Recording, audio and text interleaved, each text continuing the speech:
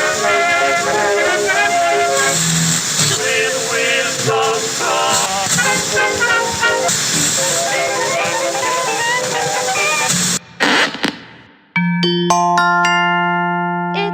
Katie Rose, straight up with a twist.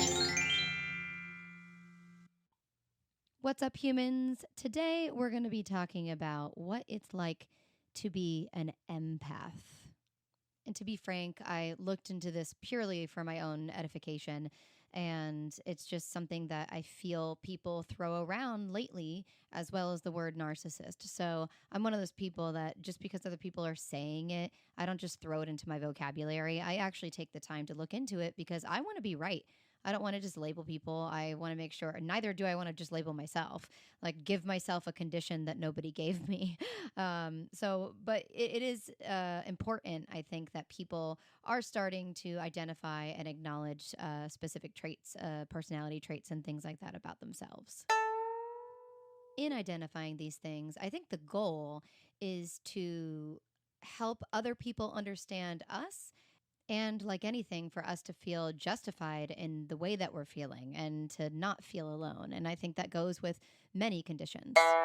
So, for most of the articles that I'm reading, it's actually a bit frustrating for me. I feel like they are combining different issues into one theory. And they're like, oh, well, because of this, I've noticed other people have this. So, for example, a lot of the correlations that they're making is that people who are empaths also might have anxiety or might have depression. And I think it's a slippery slope to link these things together because I do believe that people are complicated. And I also believe that life experiences tend to contribute to however you do become as a human being in your futures. And a lot of these things that I'm reading, it's like they'll say empaths are highly sensitive individuals who have a keen ability to sense what people around them are thinking and feeling. Now, I believe that I have a keen sensibility to understand what people are thinking and feeling to the point where sometimes I feel like I am a seer, that like it's like a blessing and a curse. I'm like, I know exactly how someone's feeling. I can read body language. Like, I understand, oh, that person is, upset about this, or there's something wrong, or that person's talking about me. Like, I can sense these things. Actually, I had one moment, and I've heard many people who have had accounts of these sort of psychic type, abilities. And I had this moment when I was young. And I also think that they change as you age because we get so convoluted with other things going on in our lives that we don't like hone into these superpowers that we seemingly have. But when I was younger, my dad was fixing a skylight.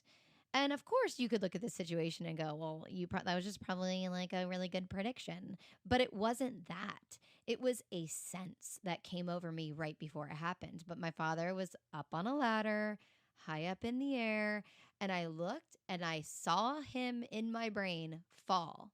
And then 10 seconds later, he fell. And of course, everyone's, oh my God, and screaming, and like he, crashed on the table. And I was just standing there in pure shock, screaming, I knew that was going to happen. I saw it happen. I knew that was going to happen. I saw it happen. And I just kept saying it. And I was just flabbergasted. I'm like, I saw it. I saw it. Like I saw it in my head. And there might have been another time where I had a moment like that. I remember I had gone to an ice skating rink when I was younger. Once again, younger. I think I was 13. And I used to go there all the time to the ice skating rink. That was like the hangout for the kids. Or you'd go to the roller rink, but we had an ice skating rink nearby. So we did that. And I remember watching this girl. She was really upset. And I just noticed she was crying and she was about to. So I followed her into the bathroom. She starts crying. And I walked up to her and I was like, it's because of this, isn't it? And she was like, how did you know that? I was like, I was just observing. I could tell. And then she started saying something and I kind of was saying what she couldn't say. She was feeling these feelings, but she had trouble verbalizing them. And I kind of verbalized them for her. And I remember her looking at me like, who are you? Are you some saint that like, you're not. And she literally called me an angel that day. Like, that's what she called me. And I was only 13. And I was just like, no, and she's like, but you're talking like really maturely, like an adult. And I was like, oh, I don't know. I can tell you're feeling this way. And, I guess I thought that was normal. And then when people start expressing to you, like, the way you speak is different and the way that you're understanding me is different, it feels cool. I'm like, I'm feeling this new kind of validation or understanding for myself as well. And I'm identifying, oh, I guess not everybody thinks this way, or not everybody has somebody in their lives that can see them this way or have these types of experiences. Now, I bring up the age of when this happens because I feel like a lot of accounts of seeing ghosts and spirits and things like this happen at a younger age when our brain is being developed and it's figuring out things. It's almost like there's these antennas in there that are reaching for all of this energy, trying to, compile it into different parts of our brain to fully understand everything. And somehow, somewhere, we stop. It's like we stop using the full capacity of our brain, which is true. We only use a small portion of our brain. And I've already accepted and understand that my brain is shrinking, and that every time I drink alcohol, fun fact, when you drink alcohol, you're dehydrating your brain. And the reason you have a headache in the morning is because it shrinks, which is terrifying. It's like, so my brain is just constantly shrinking. Yep, basically, as you're aging, your brain is constantly shrinking. And and other ways that your brain shrinks are because of traumatic stressful events, is from anxiety, is from depression. So as you're getting older, that mental function in your hippocampus is changing. It is shrinking, and that is the area responsible for your long-term memory. And so that's something that, as I've explained before, it goes hand in hand with my fear of death. I'm like, oh my gosh. Like, people will ask me questions and I'm like, I don't remember that. How come I don't remember it? I mean, obviously, if it's something traumatic, or, I had an ex-boyfriend that I really didn't like, I might like try to block that out of my brain. But that scares me. It scares me that the older I get, the less I'm going to remember. And then by the time I die, I'm like, well, what if I can't remember anything and I die and I don't remember anything, It's like, just it freaks me out. All of those things. I love talking about those things. But experts talk about cognitive empathy and then affective empathy. So let me explain the difference between those two things. So cognitive empathy, this is what describes the ability to understand what someone else feels. So, for example, specific clues are body language or the tone of someone's voice. So that might offer insight into an underlying thought or an emotion. So you notice it. It's just something that a normal person can notice. Now, affective empathy, this refers to the ability to share what someone else feels. So you're actually kind of personally experiencing what they're experiencing with them. So this emotional empathy happens automatically, generally. So you can foster compassion, and that's what motivates you to offer that support. And they say that empaths tend to have a lot of the affective empathy towards people. Now, the issue that I have is that they are conjoining this with being anxious, and in my opinion, they're describing paranoia. So while they say that you can relate to somebody and feel what they're saying, they say that you might feel anxious and concerned on their behalf and then take that anxiety from them with you. And then it's like every day you can't stop thinking about that person and you're allowing it to affect your life. Not to mention, they include people who struggle with social anxiety or with big crowds and loud noises.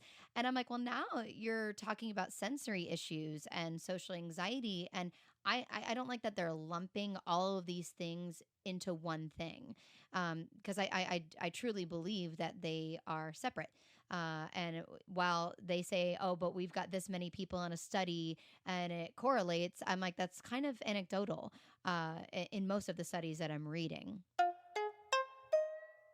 So a lot of these studies will say if you have 4 out of 10 of these scenarios and symptoms, then you're an empath.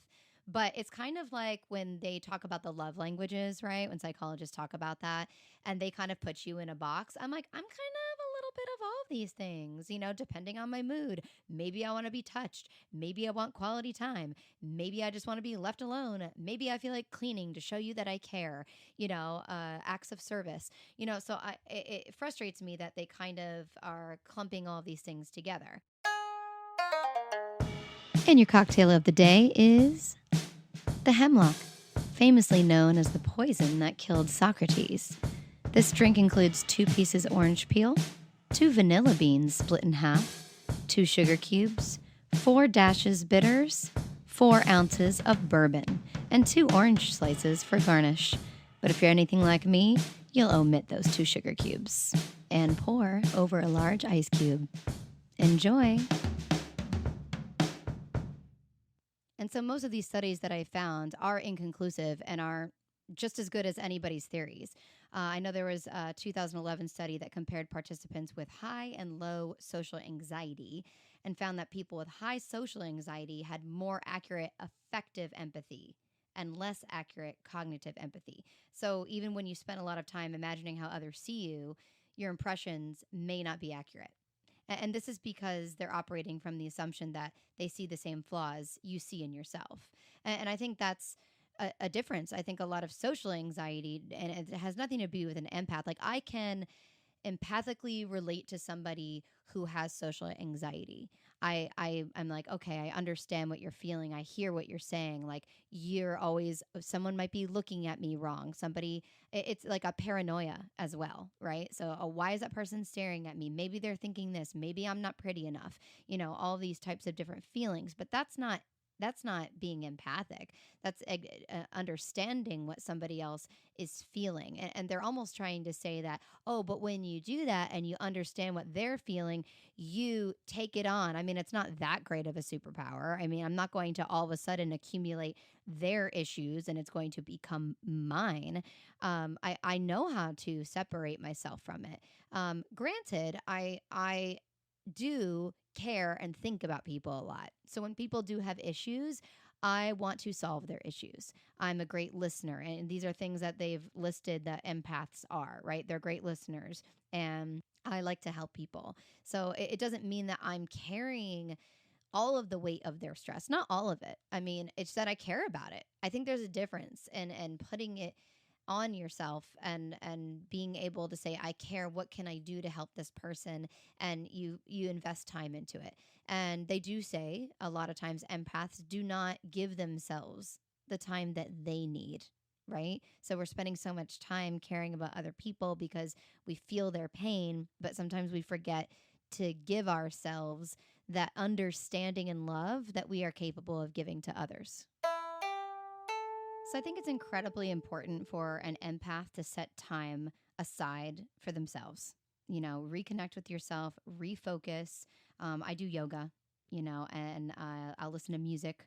Or empaths tend to love to be surrounded by nature. So usually an empath is loves to travel or go to the beach, or have one-on-one time with a lover or a friend, just to kind of be in nature and kind of remind yourself and of you know who you are, right? It's kind of just a way for you to get back to you, because we can tend to take on other people's emotions, which is not a bad thing. I think that the circle of life brings people to one another when you need it. We need all different types of personalities, and I think because I can be that kind of a friend for other people, I tend to surround myself with people who do not take themselves seriously. Like I love just to laugh and be around that, but because I feel like I can offer that listening skill and the ability to be there for others.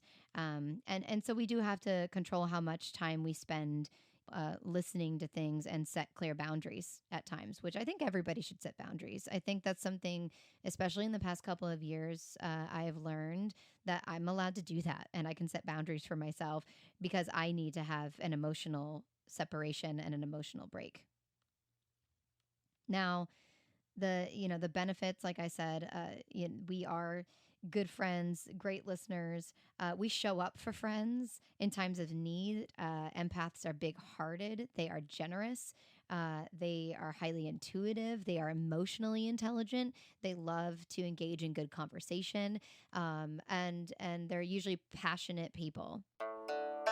And so something that I think that empaths can kind of agree on is we have this, it's not necessarily this paranoia or how I feel is like an anxiety, but there is an inner critic. And I'll get to explain why I feel it's different. It is because, a lot of times they will, coincide empathy, being an empath with having these anxieties, that, that we feel that we're overthinking it, or we're too fat, or my hair is not good enough, or whatever it is. Or is she talking about me? What are they thinking about me? How come? Maybe she's actually thinking this. Or we worry, is a friend mad at me? Is that person mad at me? I think that it's not as obvious. The only reason that we get to those critical solutions is because we feel we're not receiving what we give, ultimately, is what happens. So while we're happy to give, and we're happy to listen to a friend, and give all of our time and our energy, is sometimes we put in all of this work into some friendships, and then we see nothing in return. So it's like, this gift that keeps on giving, and this like little superpower, and we will fill someone else's cup up. But then what happens is we don't receive it. And I think that psychologists are taking that as we have those anxieties normally. And I don't think that we have them without the first part. So it's like we will give those things, and then we're just going, cool. Well, now I'm over here, and I'm like, well, what are they thinking about me? Well, what I'm just over here. I gave all of myself, and now my cup is less. So I think that's the part where we have to take those times and those moments to find other ways for us to fill our cup with a different kind of friend, right? That's what I mean. Is like it's like an episode of like Sex in the City or Friends. Everybody's got these different personalities, and I truly believe that we can't just only hang out. Like I do believe that birds of a feather flock together. And if you find those right people, that you get along with, it can fill your cup. But I believe we need a different type of person in that inner circle to fill our cup at different times. It's that time of year where the kids are out of school and the summer camps are in. Does your kid have a lot of energy? Do they need someplace to express themselves? More importantly, do they like to dance? Then come check out my summer dance camps and ongoing classes, all done from the comfort of your own home. Join me online at outschool.com. That's OUT school.com. And use my referral code for $20 towards your first class. That code is JPPVPTNH. Again, that's JPPVPTNH. Search Miss Rose under the Arts section, and let's virtually dance together. Whether it's hip hop, jazz, or musical theater, I'm teaching routines for all levels to fun tunes from Descendants, Zombies, Moana, Frozen, Encanto, and more. I teach all ages and take date and time requests from parents as well. Enjoy zooming from your personal dance floor to mine virtually. Hope to see you on the dance floor. So truly, an empath needs self-compassion, and we need to learn how to treat ourselves like a friend as well, and do things for ourselves that we would do for our friends. I'm also enjoying meeting men who are empaths.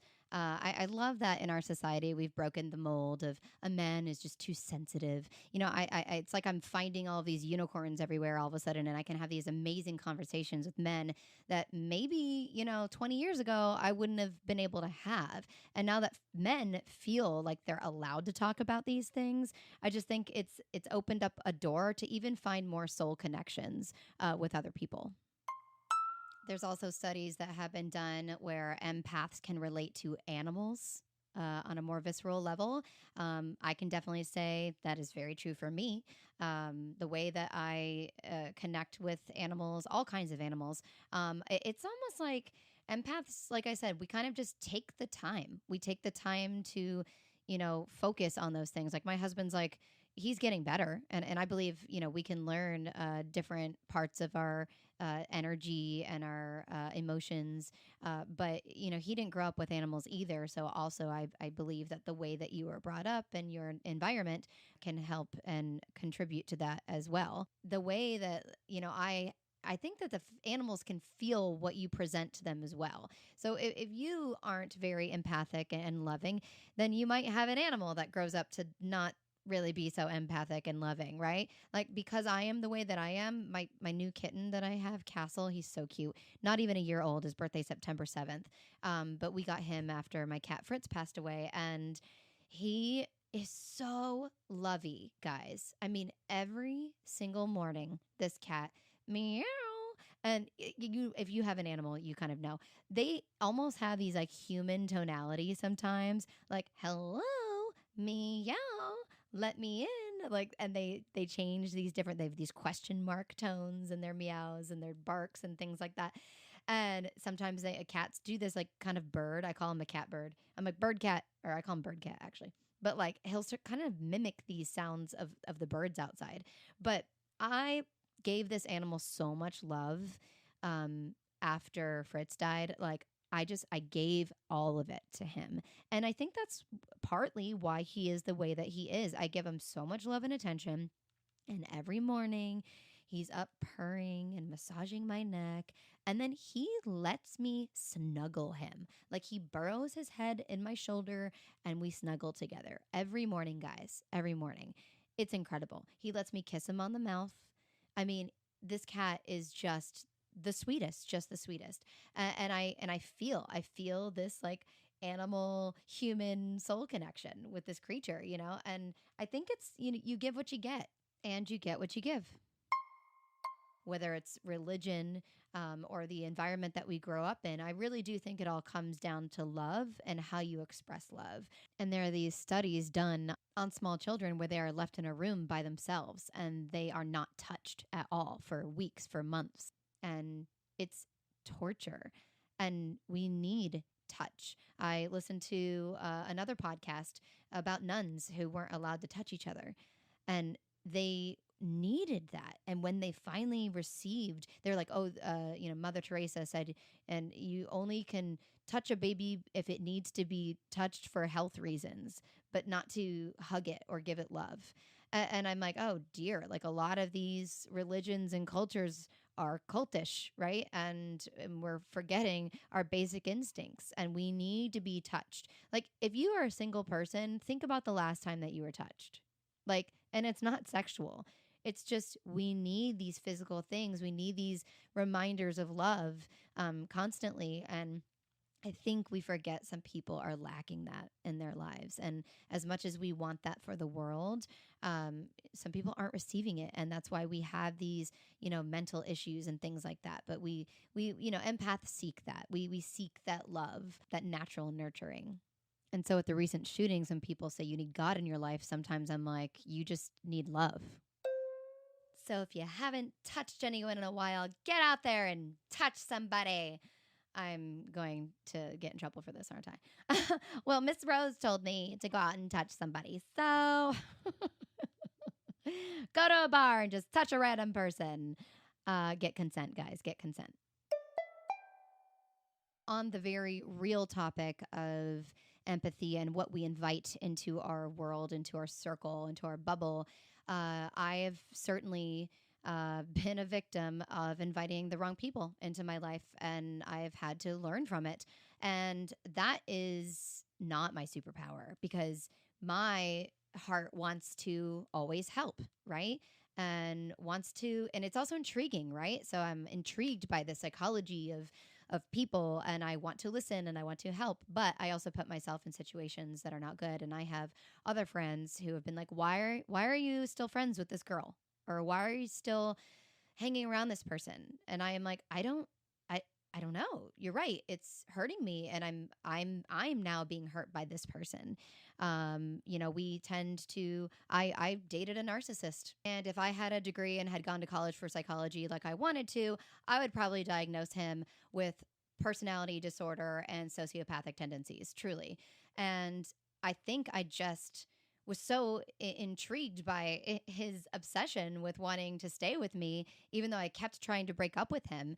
It was almost interesting to me how many times he lied or would come up with something or had these, he'd put on the charm. Put a lot of narcissists, they put on this charm to cover up the lies that they are stewing up, and putting out there. And I was hurt from it. ultimately, but thank God that was short lived and I got out of it. Definitely, narcissism will be another topic on this podcast at a later route, because that can go on and on and on. But also with friends, I have grossly been taken advantage of. I have given my time and my energy and my heart, and just to have somebody stomp all over me because of the issues that they are struggling with, and not even giving it 2 seconds to think of anything from my perspective. It's always about them. It's about them and what they need. And I'm totally willing to give it to them. But you also, and this has really been definitely something I've been learning over the past 5, 6 years, is how to take a break. And it doesn't mean that I won't ever be that person's friend again, but when they're being toxic to you, as much as you love them and you care for their well being, if they're not ready and they're also not willing to change, you got to take a step back. It doesn't matter how much empathy you have for that person. Sometimes they got to figure it out. And some people say they want the help, but they don't take those actions to get the help. And you're a friend. You are not their therapist. So you've got to do your best to just say, hey, I wish you well, and I hope that we can reconnect in the future. And, I even had friends of mine that they had their own social anxiety. I had a friend that would take me out. I was like, and I was single and she was single. And I'm like, let's go out and let's have a party. Let's go hang out, like whatever. And every single time we'd go out, some guy would show up. And then I was a third wheel for the rest of the night. And I just kind of went with it. And then after talking with her, I realized she even said it out loud, and it kind of just like in passing. And, when we were out, she's like, well, you're really good at the talking part. She's like, so you're really good at like getting the conversation going. That's why I love bringing you. And I'm like, oh my gosh, she has social anxiety. So while I'm the outgoing one, which I think is incorrect in a lot of these articles that say that empaths are introverts. I'm like, no. Like, and they're like, oh, they like their alone time. Oh, absolutely. I love my alone time. I love my nature time. I love time to reflect about everything that I've been thinking because of my, empathic skills. But absolutely not. I do not get frustrated by loud noises. I love being around people. It brings me joy because I'm soaking in all of those things, and it's filling up my cup when I'm around people with great energy. It's all about energy, I believe, with empaths. So if I can find the good energy, then I'm going to go to it. It's about compartmentalizing the bad energy and making sure that I'm not sucking in too much of that, and making sure that I'm keeping a good balance. But so I'm no longer friends with that person, but I, love them dearly and wish them the best. But, things went south when finally, given my honest truth about how I was feeling, and I was trying to give myself boundaries. And 3 months we hadn't talked, and then we went out. And that very night that she apologized to me, a guy showed up, and I was like, I looked at her in the face and said, are you kidding me right now? And I was like, I'm not going on your dates for you. I'm not doing this. I'm just not doing this. And you're taking advantage of my friendship. And I couldn't do it anymore. And I feel like I've had a lot of friends that have loved and appreciated me for being there for them, and only for them to turn around and backstab me in some way. And it's something that I've had to sadly, deal with. And I think that is the part of an empath that is the most hurtful. And that is the part that is not talked about as much, because we also don't want to be downers. We want to be positive people. And a lot of times we feel completely hurt, and we will sit there and stew in why did this person do this to me? Why would a friend do something like that when I've been nothing but a supportive and helpful friend? Why? And a lot of people are like, who cares? Move on, get a new friend. And so those friends I really keep close to me, and I try to remind myself, you're right. They weren't a friend to begin with, right? And not that, like I said, I'm very forgiving. So I will always, if that person comes back to me later in life, I'll hear them out and be like, I understand. I'm happy that you can finally acknowledge that you were in a bad place, or that you were being immature, or whatever. I'm open to having that conversation. But something I've learned over life is most people don't say they're sorry. Like, I don't know what in society, like saying you're sorry sets me free. So I don't know what happened in our world that, we try to learn our etiquette, and we try to learn our manners growing up. But the one thing that people, this pride that is inside of them, which is totally not holy at all, right? To be prideful and hold on to these grudges, it just blows my mind that people don't know how to just rip off that Band-Aid. Just go up and be like, okay, I'm really sorry. And you can explain your side. I mean, don't make excuses for it, because then it's not really an apology, but like, find ways to get your sorry out and say, I do think you're a good person, and I do appreciate everything you did for me. I'm sorry. I'm sorry for what I did, because I believe it will set you free and you're going to feel better about it. And those are those things that you're going to take to your grave. So if you know you've done something to wrong somebody, you should take that moment and you should say you're sorry. And I'll talk more about that on a friendship episode. But being empathic, I really do. Every person I've come in to contact with, or any kind of blogs or conversation websites, I've heard people talk about it like it's a superpower. And with great power comes great responsibility.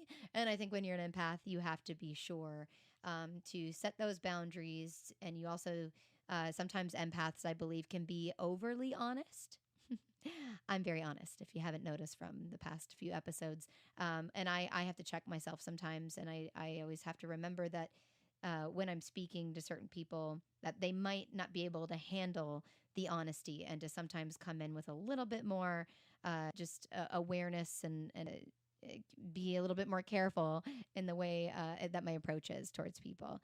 So, you live and you learn. And I think as long as you can be aware, or if other people like me will make you aware, I'll make you aware. If you're not being a good person, stop being that way. But awareness, of who we are. We're all different and unique and interesting and complicated people. And I think we can all just give each other a moment to realize that not everybody is the same. And we can't force people to be like us. If it was just a bunch of Katie Roses running around, the world would be a pretty boring place. So I think we should embrace people's differences, the good and the bad, and help people feel good about their differences. I remember when I was a kid, and I'll get into bullying another day, but I remember when I was a kid, I watched this girl get bullied, and somebody was making fun of her, and I could tell she was more of an introvert, and she was shy. And we're like playing some game in a circle, and she was just so nervous.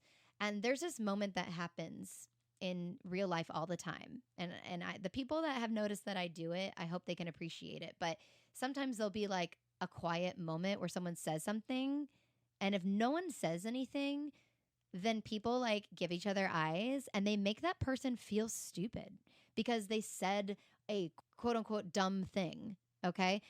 And it's not a dumb thing, but now you're making them feel dumb, or if somebody, asks, what does that mean? Like, I love asking, what does that mean? Because there's no way everybody knows everything. I always love like noticing people, like they smile and nod, but they absolutely have no idea what that person just said or what it meant.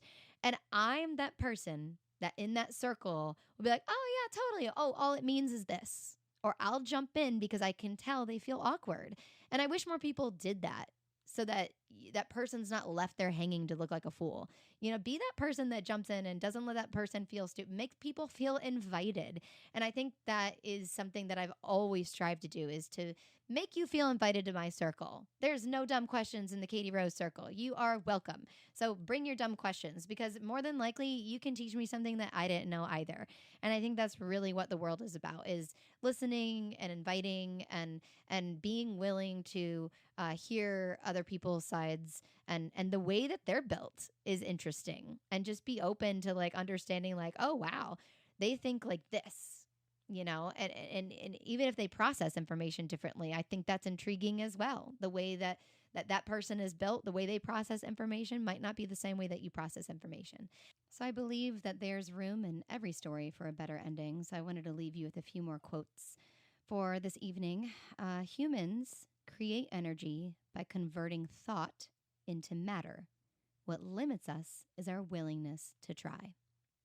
Now, the next quote that I have kind of correlates to today, of just filling your cup and being aware of oneself. But denial of negative emotions leads to withdrawal from reality. It is your responsibility to go to negative pain and clear it up. If you hold negative emotions, you will project that energy. And that is Marcel Vogel.